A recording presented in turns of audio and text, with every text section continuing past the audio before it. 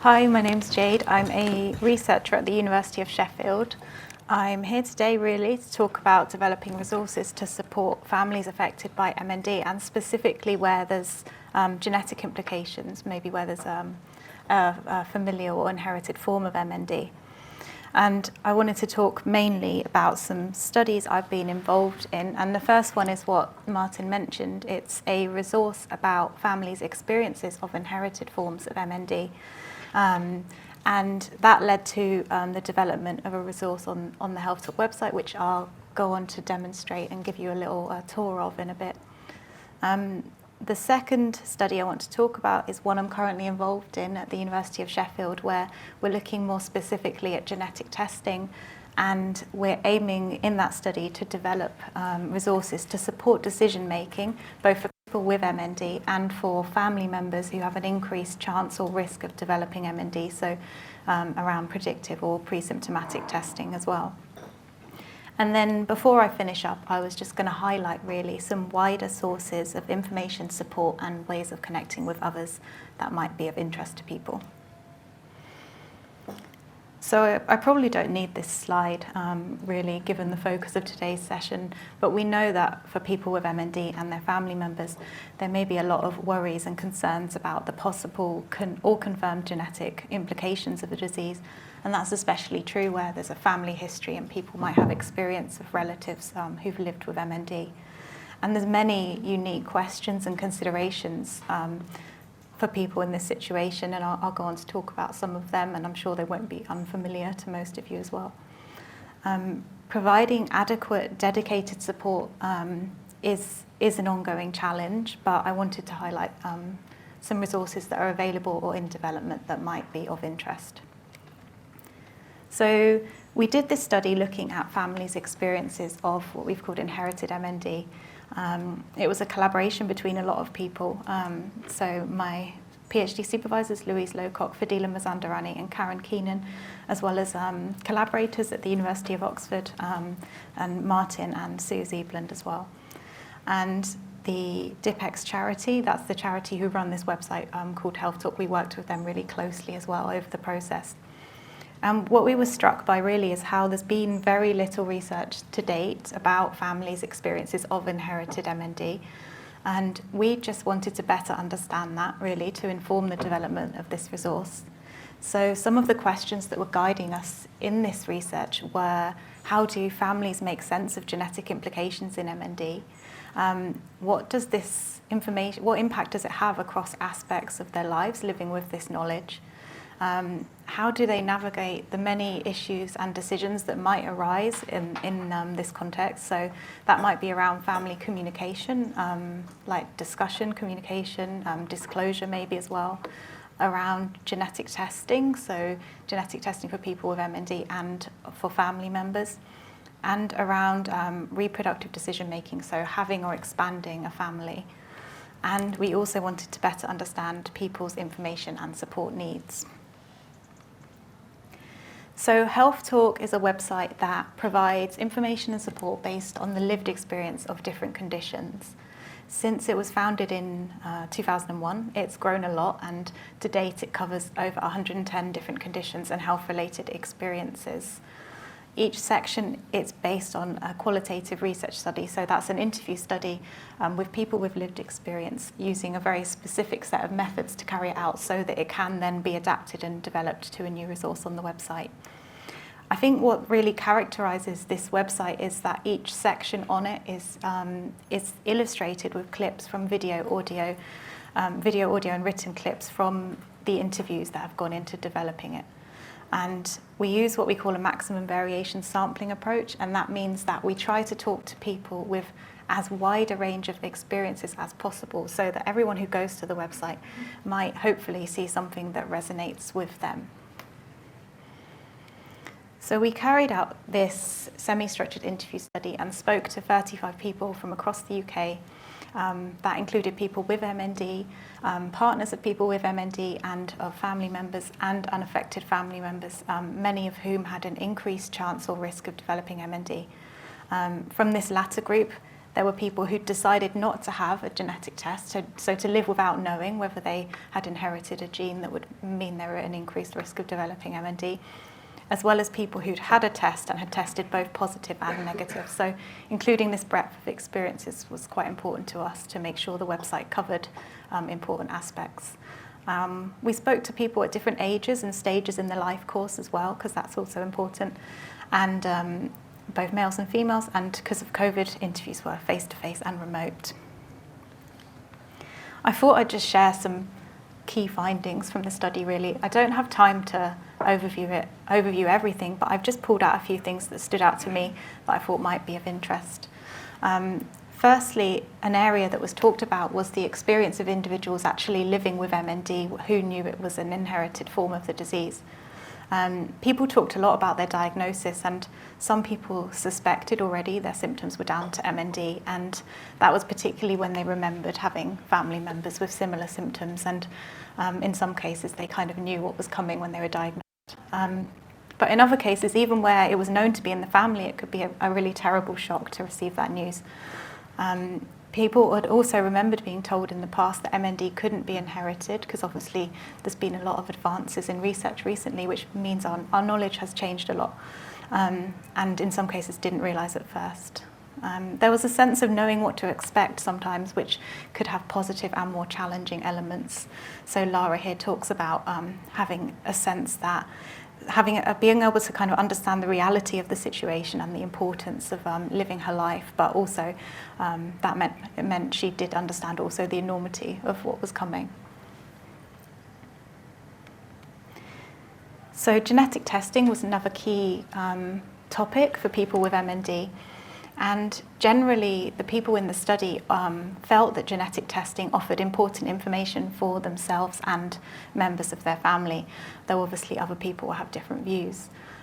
Some people valued receiving genetic counselling, but not everyone was offered this. I've included two quotes here that show two different perspectives. So Mark on the left, he felt that genetic testing was useful, and he points out that this might enable his family members to have predictive or pre-symptomatic testing. So he felt that was a key factor for him.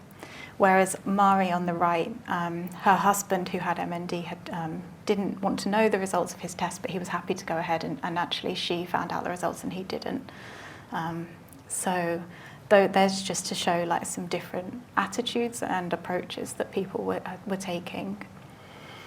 People also spoke about receiving results of genetic tests, and receiving positive results could be accompanied by quite a range of emotions. There could be a sense of guilt, but also a sense of enormous kind of hope and relief that were grounded, as we've heard about a lot today, in like the trial progress and the possibility that treatments might be on the horizon.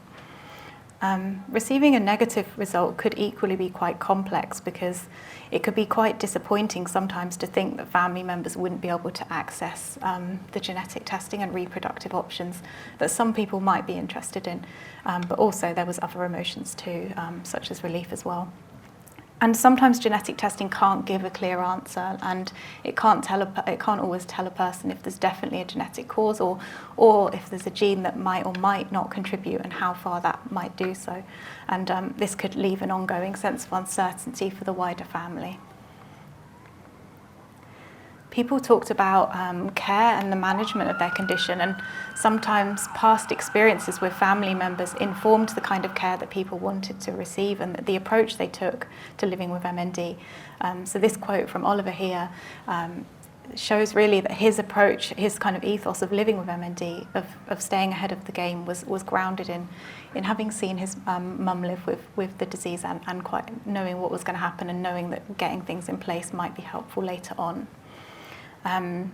Staying positive could be hard, and people talked about that, but they also talked about how living with MND pushed them to find ways to make the most of life and the things that are important to them.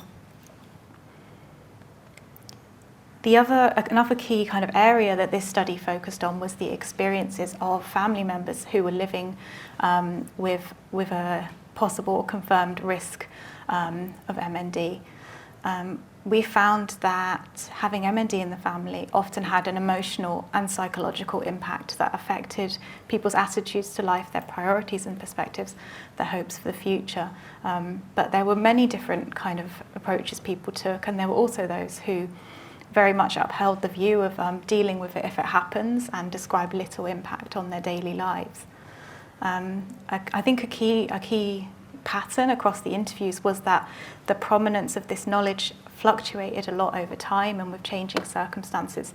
So a lot of people described times when it was in the back of their minds, and then other times where it became very, very prominent, this kind of ebb and flow of the salience of that knowledge that kind of was dependent on many things.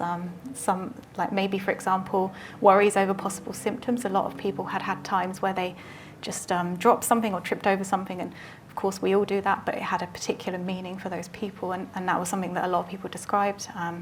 There were also events like birthdays, anniversaries that could bring this to the front of people's minds. Taking part in research whilst people were really positive and wanted to do so could equally bring back difficult feelings. And also disease-related events, so diagnoses in the family, genetic testing, things like that. So there's many reasons. And this quote from Maria, I think, I'll give you a second to read it. It just really sums up this kind of fluctuation, and she describes it as a roller coaster.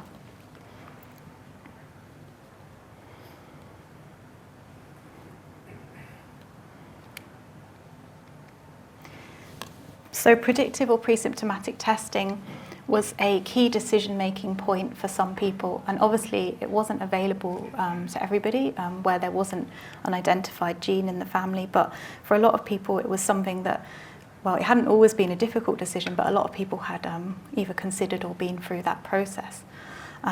We found that choices around genetic testing were made in the context of the person's beliefs and their goals, their life stage and circumstances, and their family responsibilities and relationships. People highlighted many overlapping and intertwined reasons why they had chosen to have a genetic test. Resolving uncertainty, ambiguity, and finding a sense of control were really important factors for some people. People described feeling anxious and preoccupied anyway, sometimes by the knowledge of a risk, and didn't feel that knowing would increase that necessarily. Like I said before, some people worried about possible symptoms. There was also the chance, of course, of receiving a negative result and having worries lifted. People felt that knowing could help them plan for the future on many levels, really, like emotionally, financially, practically. They also wanted to use results to inform decisions, move forwards with goals. There were people who felt concrete information might be helpful for their own children, so either informing what they talk to their children about or giving their children their own maybe considerations when they were thinking about things like having children themselves, which of course isn't something everyone feels the need to consider anyway. And some people felt it would help them make positive changes to their lives, do things like take part in research, for example, though as we've heard today, that isn't actually, you don't necessarily need to know your genetic status to take part in research. There were equally many intertwined reasons for not having a test.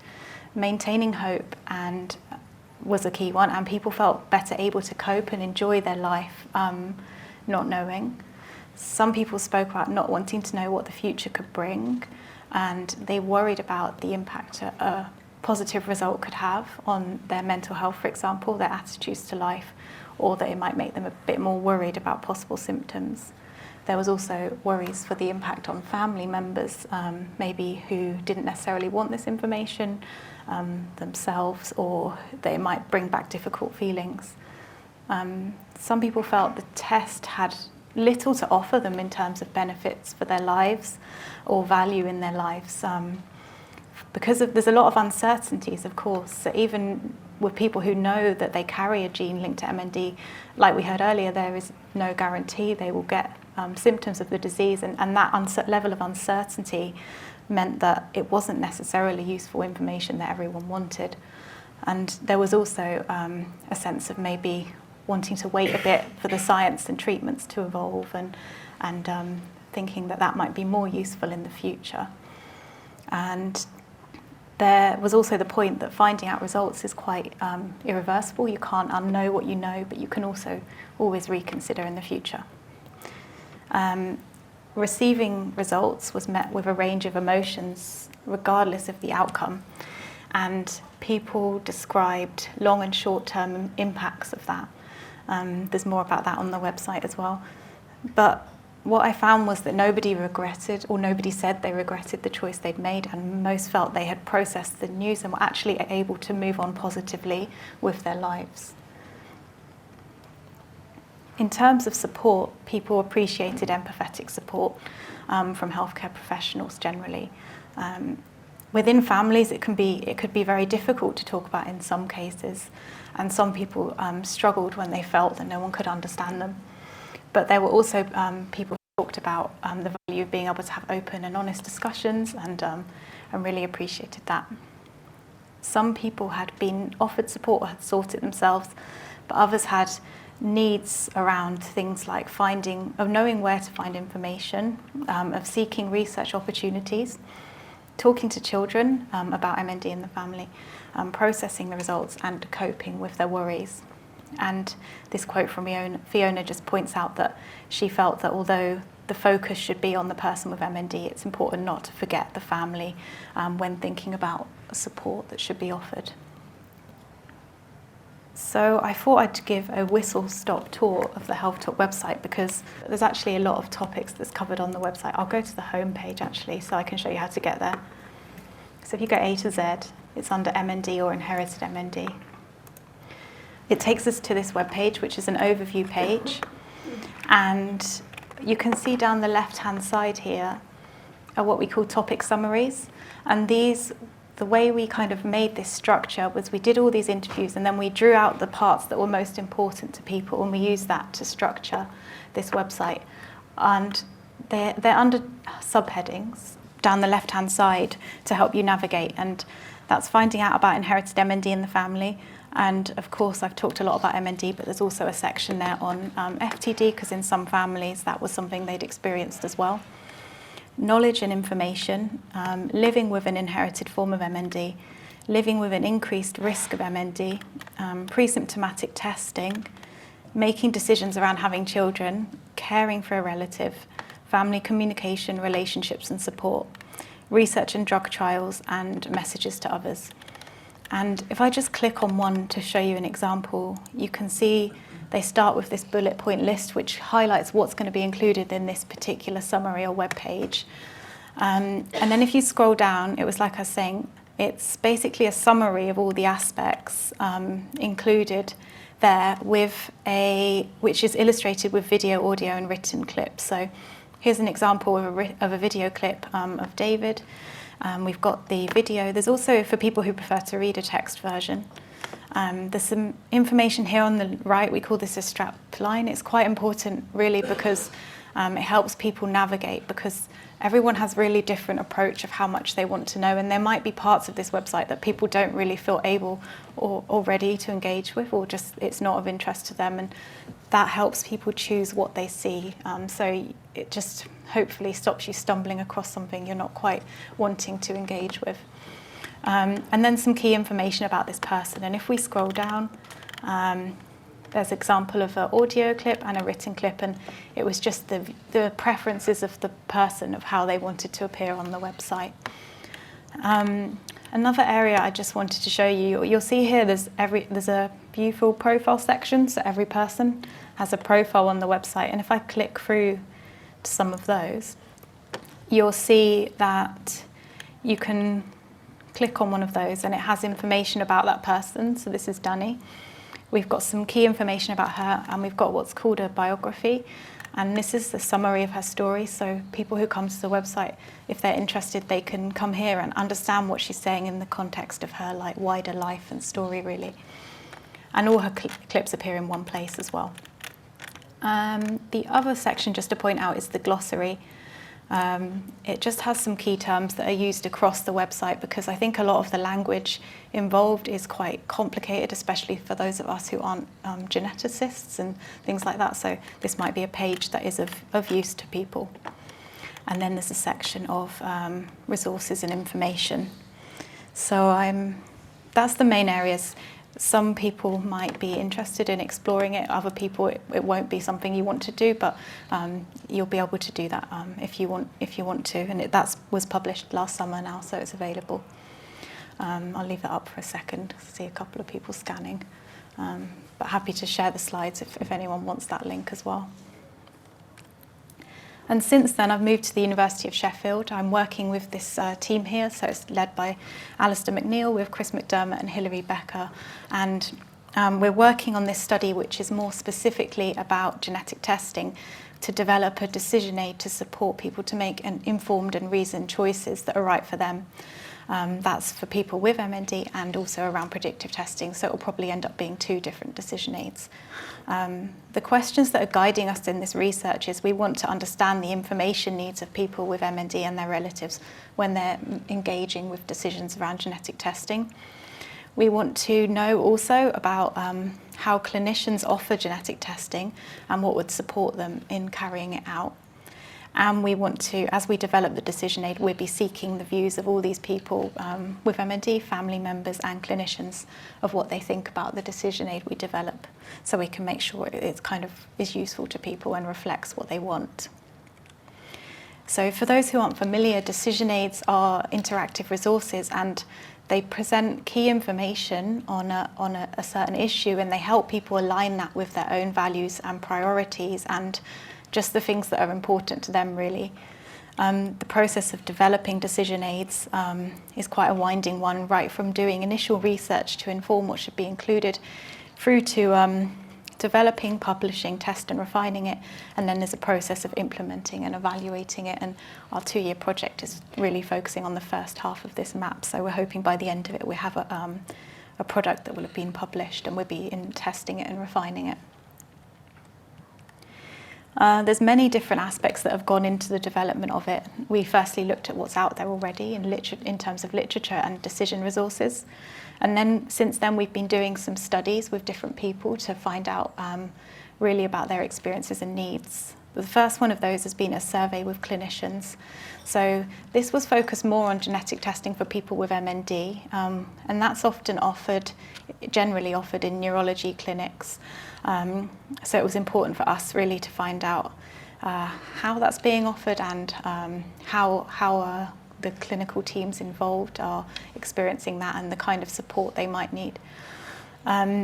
We're currently doing this interview study as well with people with MND and family members around genetic and predictive testing to find out their experiences and specifically focusing on their information and support needs.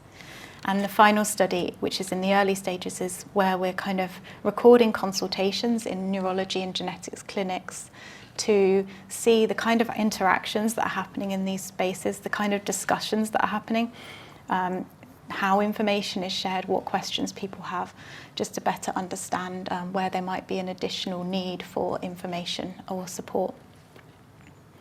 And over the course of this project, we're being supported by a steering committee of people with different expertise. So that might be clinicians, researchers, also people with lived experience who are helping us in aspects of the study. And as we progress through it, we'll continue to do so. And I should say that was also the case for the Health Talk study.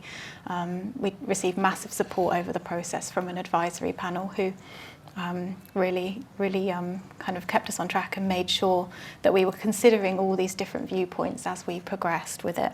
So I thought I'd give a really quick overview of the survey. We haven't published it yet, but we have completed it. And we talked to 245 clinicians, 106 were consultant neurologists, but also neurology trainees, genetic consultants, genetic counsellors, and nurses, coordinators and other allied health professionals.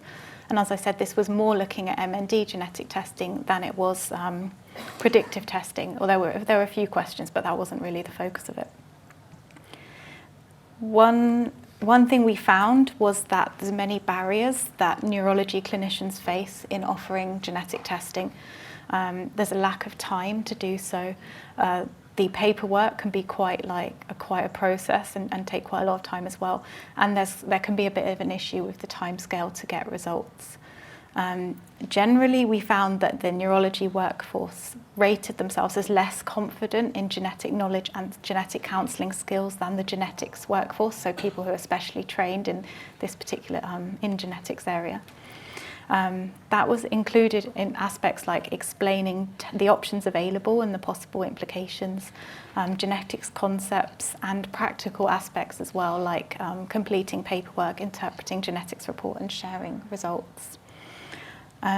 But we found, of course, there's big variation within each group as well, and there's some areas, some people have real specialism in that area, but we also included people who were more generalists and didn't necessarily have that specialism. But we found overall that having training in genetics and genetic counselling was associated with having a higher level of knowledge and confidence.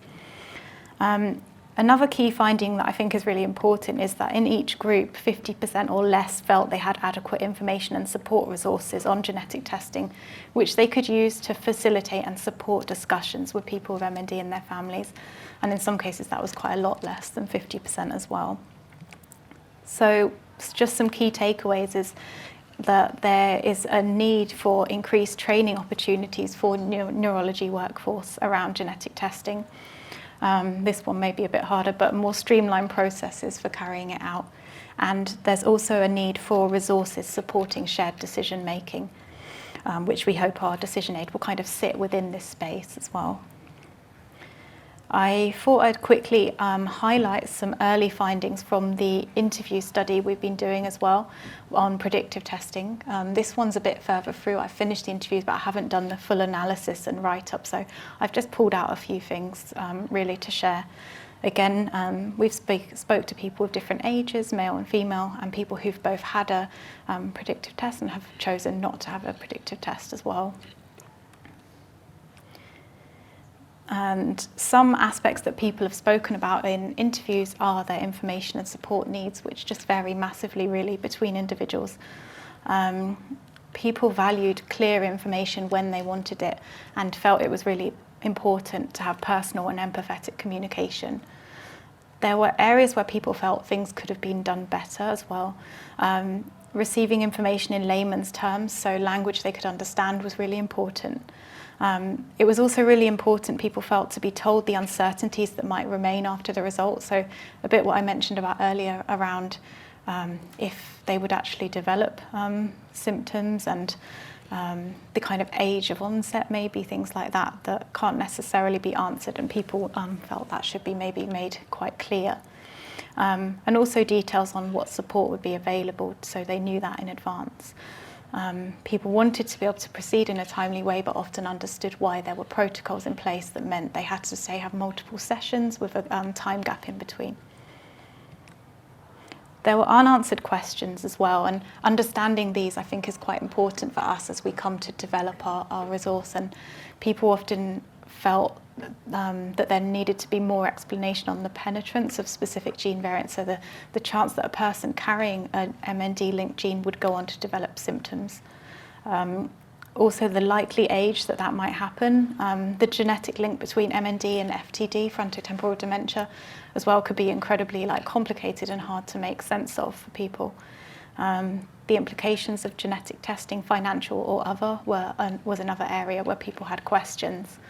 The timeframes involved and also clinical trial progress and participation opportunities were things people were really interested in. And obviously one problem is that there obviously isn't an answer to a lot of these questions, which makes it very difficult to counsel and share information with families, but nonetheless doesn't mean that there's that these discussions can't happen. So yeah, obviously offering appropriate information and support is essential, and this will kind of inform what our decision aid as we go forwards, that will be able to be used either alongside or as part of consultations as people engage with this decision. And just quickly before I finish up, I thought I'd just highlight some other resources. I think most of you will be familiar with these, but just in case anyone isn't, just some things people might find helpful. So The MND associations of England, Wales, Scotland and Northern Ireland obviously have a range of resources, and as well as things like research blogs and mailing lists and things that people might find interesting. There's specific information sheets on the MND association around genetic aspects as well. The Oxford University Hospital's website has a really informative webpage on genetics and MND that might be of use. And there's also these organisations offering support around genetic conditions. I wanted to point out, in case anyone would find that helpful. That includes Genetic Alliance UK and Gene People, which is a kind of genetic network.